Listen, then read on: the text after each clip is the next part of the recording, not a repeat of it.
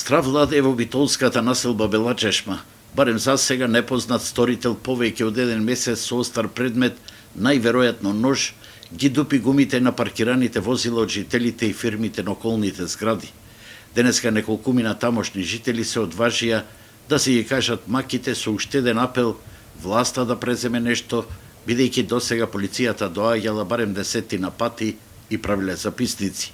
Другите се плашат да не им бидат запалени становите или дуќаните.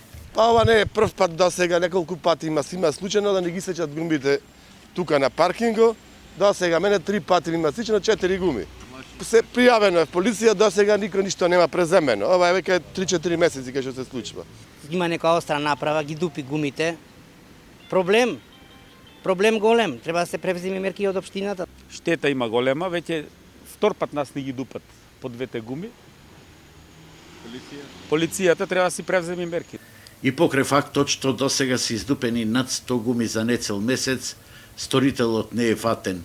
Тукашните жители вперија прст во напуштениот дом, кој од подамна е наркодувло и потенцијално жариште за зарази, а полицијата, иако во повеќе наврати доаѓала тука, досега не е преземено ништо.